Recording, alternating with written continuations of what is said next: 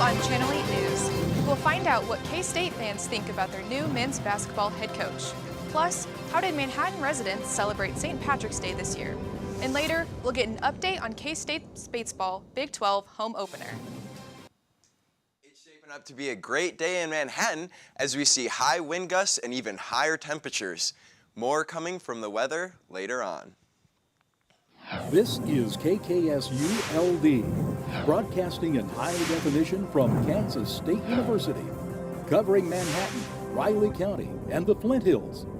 You're watching Channel 8 News. Good morning and welcome to Channel 8 News. I'm Kendra Kemp. Coming up today, we'll explore the new wave of nightlife arriving in Aggieville. And later, we'll hear from a representative from Prairie Paws and his furry friend about the impact of local animal shelters on the community. Green took over Aggieville this weekend as hundreds gathered for a St. Patrick's Day tradition. The annual parade brought together students, families, and local organizations for a celebration full of community spirit. Rebecca Tonkin shows us how the event made its return. The streets of Aggieville were packed this weekend for the 47th annual St. Patrick's Day Parade. The community came together for a day of celebration and tradition. We tie in with the St. Patrick's Day race, getting near 1,000 runners. You got family and supporters and all that stuff, but you have a lot of runners who are hanging around now, are ready to just enjoy the rest of the day, and they watch the parade. So it's really good for everybody. From families to college students, the crowd showed up in full force, creating a strong sense of connection and community pride. We get a lot of city, a lot of family, a lot of kids down here. We first off start contacting the people who have been in the parade before. Then after that, we reach out to the general public and local businesses, that we are a free parade. You can get in, it doesn't cost you anything to enter your business into the parade. And so we get a lot of local businesses that don't have a chance to do that anywhere else. The parade is more than just a celebration, it's a growing tradition.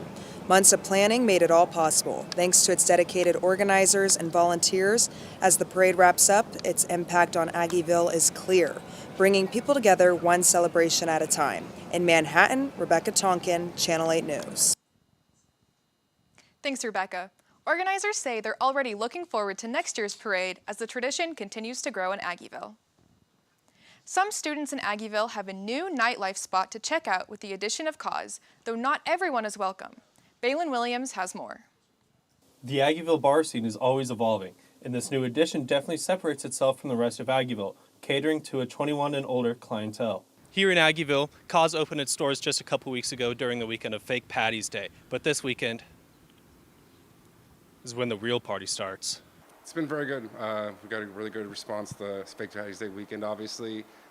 Everybody left for spring break the next weekend, so it's kind of slowed down a little bit, but we anticipate this upcoming weekend to be our first real go at it this weekend with no holiday.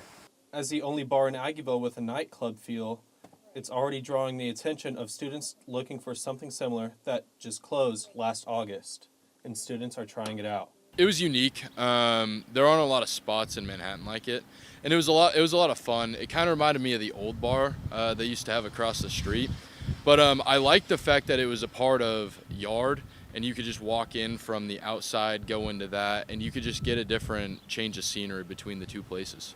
Cause is considered to be more of a replacement and new concept, rather than being a direct relocation of House Bar. It was just it was a better move to have everything in one location over here, and made more sense for us, so it was just a better business move. It's a lot more of the dancing type. So you go, you grab a drink, and you don't talk as much. You just kind of like move around the dance floor. And if you do want to have that chat, you just step outside. Whether it becomes another Aggieville staple or just a new trend, Cause is already making an impression. In Manhattan, Balin Williams, Channel 8 News.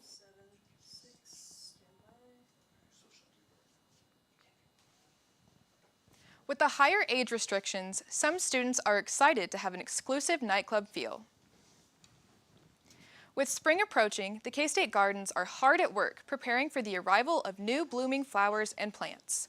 However, with the recent cold front, a slight change of plans had to be made to accommodate for the damage caused by it. This will most likely lead to a 10% loss for the garden, along with 30% that won't bloom at all. We had beautiful early spring weather, which caused a lot of those perennial plants to come up, as well as our spring blooming buds or bulbs like tulips. And then we ended up getting a really hard freeze that pretty much killed out any of that new growth. Our tulip display, unfortunately, won't be as pretty this year. We had a lot of early and mid-blooming tulips. They didn't fare well at all in those cold temperatures, but we have some late-blooming tulips that are starting to come up that will provide a little bit of spring color.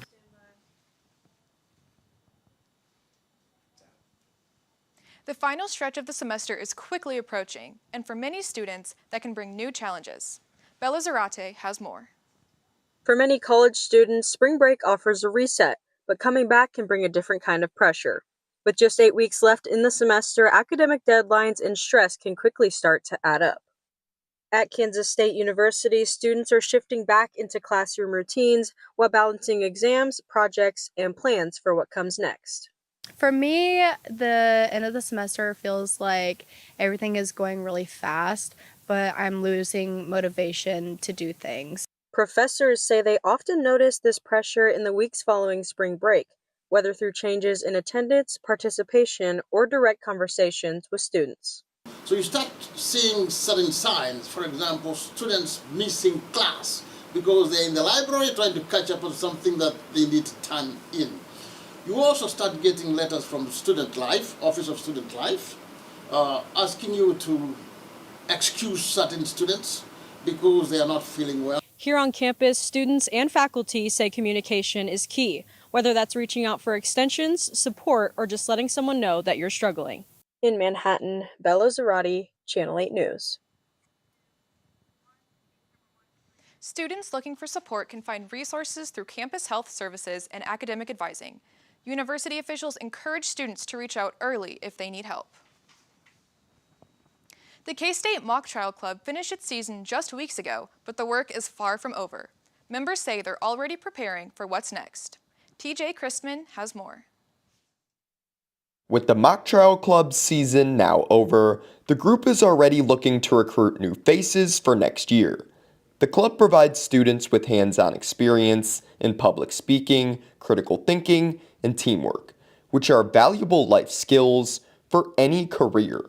I think the most valuable takeaway that anybody will have, whether you're interested in a career in law or not, is going to be just confidence as a public speaker and just speaking in front of groups of people, which you can really take into any career you want to go into or any path you want in life. In addition to mock trial's broad transferable skills, the experience also provides a strong foundation for students pursuing careers in law.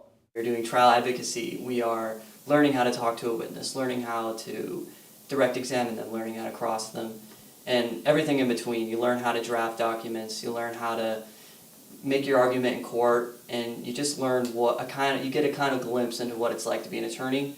K-State Mock Trial has always been a smaller, tight-knit group of like-minded individuals, but upcoming President Jeffrey Warner wants to focus on the growth of the organization. You do go across campus, there's so many pre-law students here, and more than half of them don't know about the mock trial team or don't know how to go about joining it. So that big part for me is just letting people know we exist, we're here, and we do really good work. For any K-State students looking to join the Mock Trial Club this upcoming year, you can find the team at the Activities Carnival this coming fall. But for students with more immediate interest, you can reach out to any of the program officers at any time. From Manhattan, TJ Christman, Channel 8 News. Those interested in joining mock trial can reach out to either of the two officers below. Coming up, a local animal shelter joins us in the studio to discuss the importance of adoption. That's next. You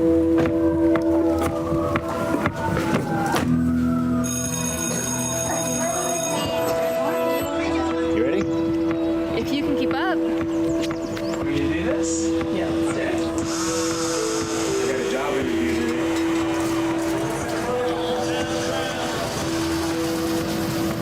Here we go. Congratulations. Thank you. Dad, come on. Starting. Fighting, ever fighting. Though it comes at the end of our fight song, it marks a new beginning. Fighting, ever fighting, will lead us into the future. In this era of change, our foundation stays unshaken, fighting, ever fighting, for our community, our state, for the purple and the white, creating a spirit that never falters. This is K-State, fighting, ever fighting.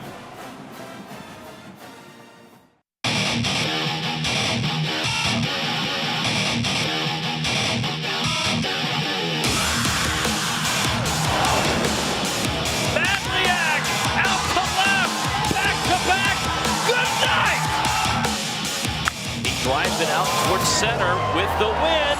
It is gone! Always smiling, Shinjiro Inoue.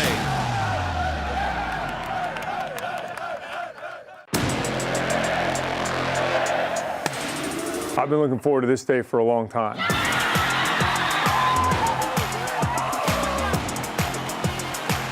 K-State wins! K-State wins! Here we go. What are you really willing to sacrifice to get there? As a fan, you're going to get access to things that you typically wouldn't get. Go crazy, everybody! Everybody's really, really excited to do something special. Each year, thousands of animals rely on local shelters. An organization in the community is helping make a difference. Joining Uriah Kerner in the studio is Brandon Sokol, the shelter director at Prairie Paws. Uriah? Thanks, Kendra. I am pleased to welcome Brandon Sokol today from Prairie Paws, and especially pleased to have a special guest with us today. Would you like to introduce our guest? Sure, man, thanks. This is Ronaldo. You know, he's about a year and a half, maybe 2 years old. He's a mix, you know, he's an all-American shelter dog. He's a pretty good boy. As you can see, he's kind of got these treats. I mean, we've got a lot of distractions right now. He's behaving really well. It's great to have you guys both here. So, Prairie Paws is a no-kill shelter. Can you tell us a little bit about what that means and how it shapes the way you care for your animals? Sure, yeah. So a no-kill status for an animal shelter is meaning that they have live outcomes for at least 90% of the animals that come through that facility.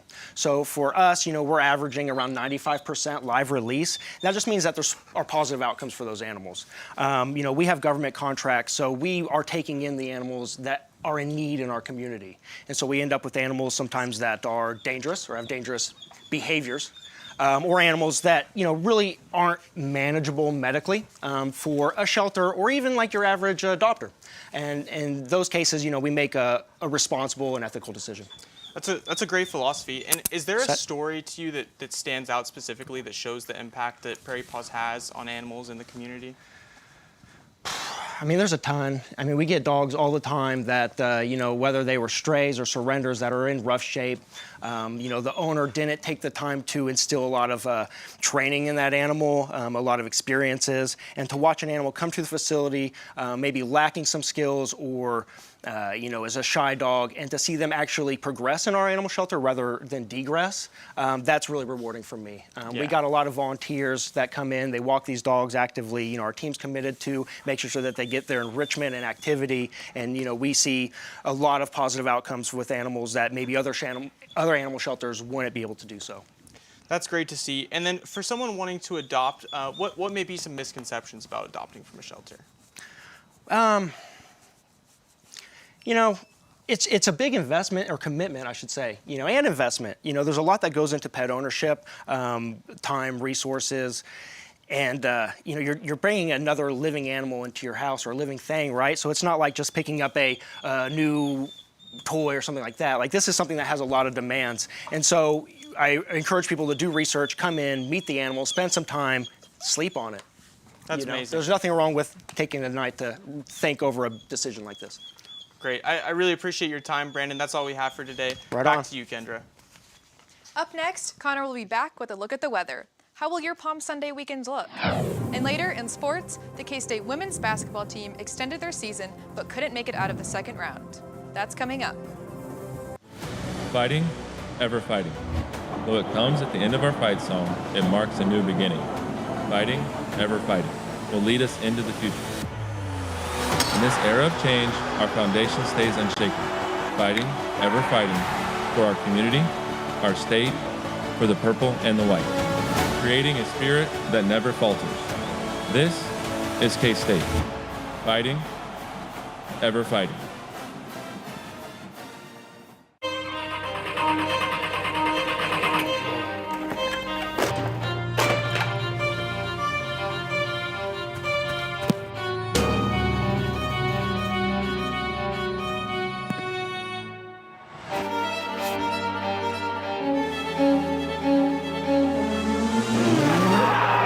championship on the line.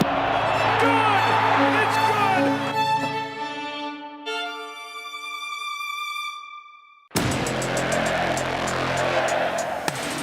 I've been looking forward to this day for a long time.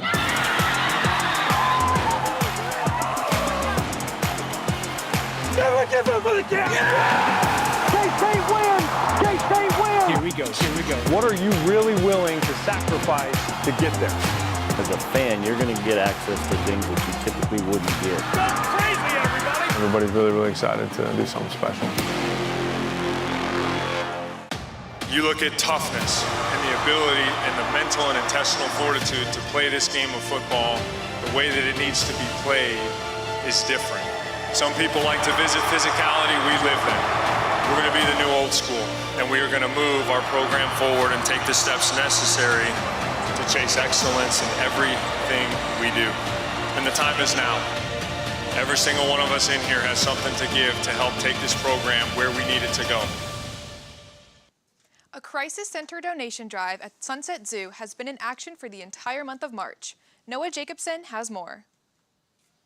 Since March 1st, the Sunset Zoo has collected donations to support the Crisis Center, helping provide essential resources for individuals and families in need. So at Sunset Zoo, we're really committed to helping everyone in Manhattan and the surrounding areas, whether that means providing an incredible place for them to come with their families to see animals and learn all about conservation, or supporting them where they are, like the individuals who receive services from the Crisis Center. Not only is Sunset Zoo supporting the Crisis Center, but also taking donations too.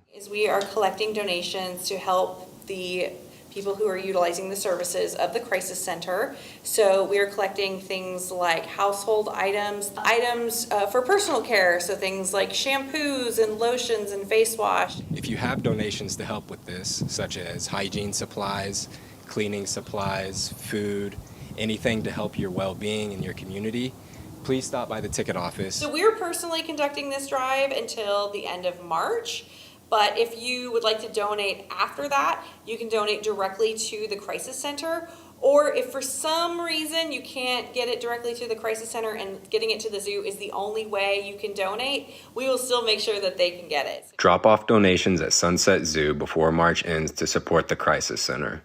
Noah Jacobson, Channel 8 News. To find out more details about donating to the Crisis Center, check out the March 7th post on the Sunset Zoo Facebook page. Now, let's head over to our weather center with Connor Wallstead for the full weather forecast. Connor?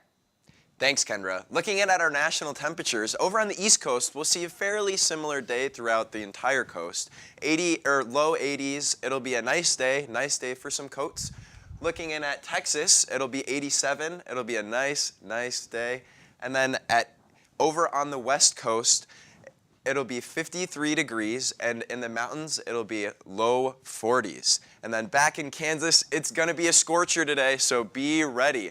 Over in eastern and southern Kansas, it's gonna be high 80s, and it is going to be hot. So make sure that you have your water, and then our 24-hour agenda. Today's high is going to be at 440. It's going to be a hot one, 93 degrees, super windy at night towards the sunset, so it'll cool off a little bit. And then tomorrow morning, our sunrise will be at 7:18, really chilly. Looking in at our 5-day forecast, today it's going to be super hot. Friday and Saturday, it's going to be nice and cool. So make sure you're wearing your sweatshirts. And then Sunday and Monday, you're going to want to make sure that you're wearing your t-shirts. That's all the time we have for the weather. Kendra, back to you.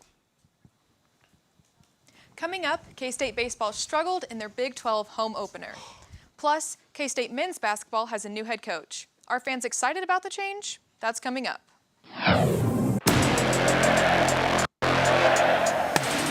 I've been looking forward to this day for a long time.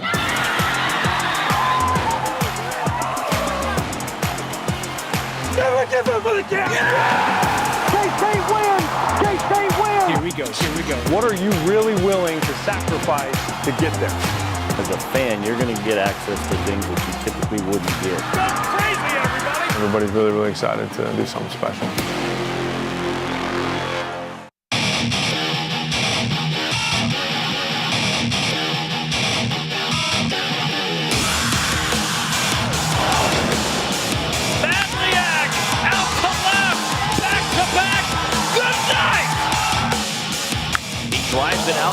center with the wind.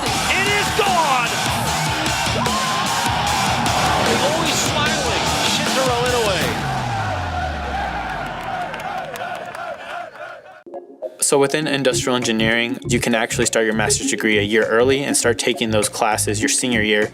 And then after you go through those upper level courses, you only really have a year left and you would come out with your bachelor's and master's degree, which is something I have been considering just because, it's one extra year and I do love K-State. So it's like, win-win. But that's a perk with being an industrial engineer. You're able to get your master's degree in just one extra year.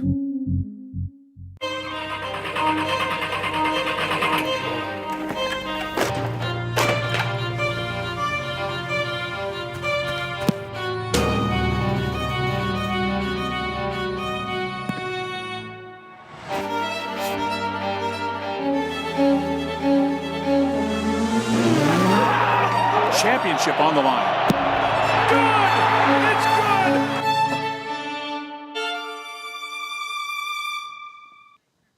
K-State men's basketball welcomed a new coach into the family. Let's send it over to Braden Misaki in our Sports Center for more. Thanks, Kendra. Kansas State Athletics has made a decision on the new head coach for men's basketball. Braden Cameron has more.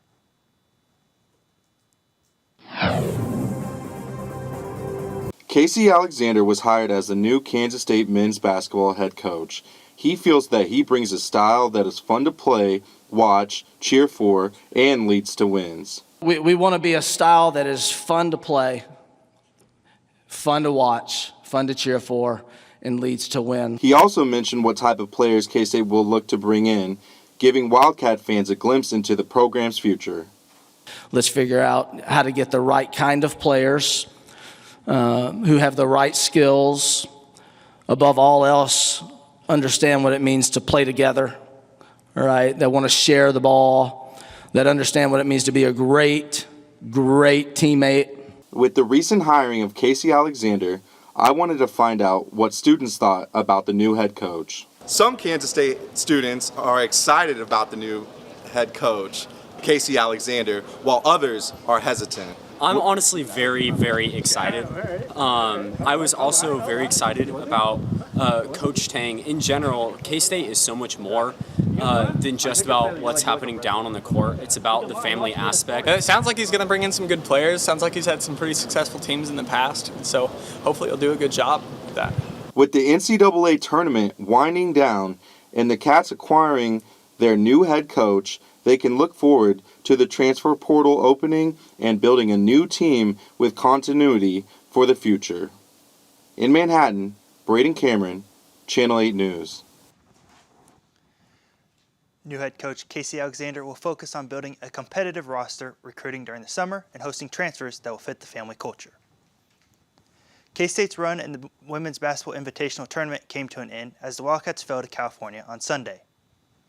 While the Wildcats are disappointed their season has come to an end, head coach Jeff Mittie was happy to see his team improve down the stretch of Big 12 play and into the postseason. The Wildcats were one of the youngest teams in all women's college basketball this season, which took time for the team to gel together at the beginning of the year. Keeping the young core together and having conversations about the future will be important for K-State next year as they look to return back to the NCAA tournament. We did a lot of good things down the stretch, I thought, for a really young basketball team. You could really see a lot of growth both individually and collectively as a group, but the season ends quickly. This time of year it gets a little crazy, and we know what Coach Mittie wants, and we know what we need, and I think if we come together as a team, then next year can be special for us. K-State baseball was back in action Tuesday night as they faced Nebraska for the second time this season. While K-State beat Nebraska the first time in Arlington, the Cornhuskers got their revenge back on K-State's home turf. The loss to Nebraska comes after K-State lost 2 out of 3 at home to Arizona State over the weekend. All in all, the Wildcats have lost 4 of their last 6 games and have been doomed by a pitching staff that has allowed almost 10 runs a game over that stretch. K-State will head west this weekend to take on Utah for a 3-game series in the mountains, where the Wildcats will look to get back on track. That's all the time we have for sports. Kendra, back to you. Coming up, one last look at the weekend weather. Plus, a look at Manhattan's parade of quilts. Stay with us. You look at toughness and the ability and the mental and intestinal fortitude to play this game of football the way that it needs to be played is different. Some people like to visit physicality, we live that.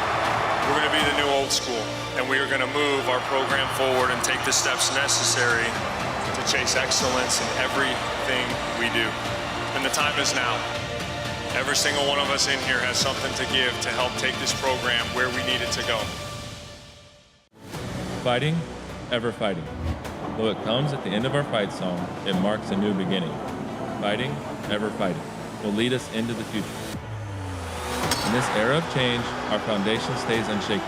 Fighting, ever fighting, for our community, our state, for the purple and the white. Creating a spirit that never falters. This is K-State. Fighting, ever fighting.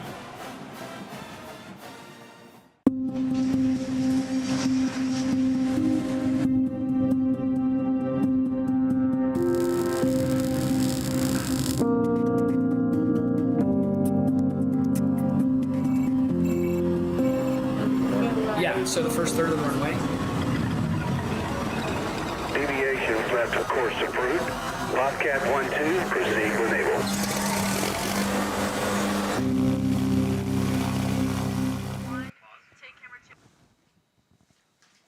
Shops in downtown Manhattan got an extra pop of color on Saturday with the Konza Prairie Quilters Guild's annual parade of quilts.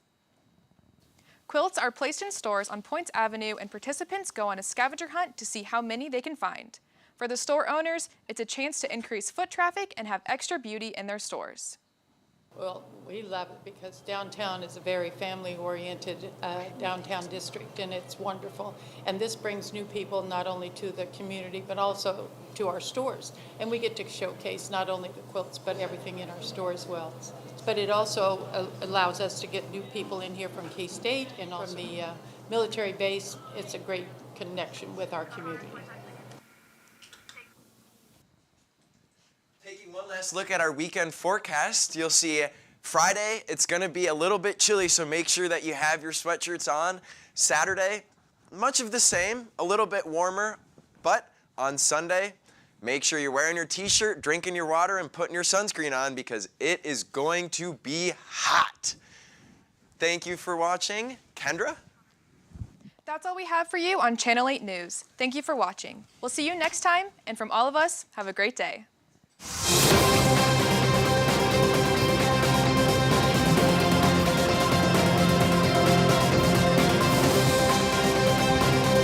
This is Channel 8 News.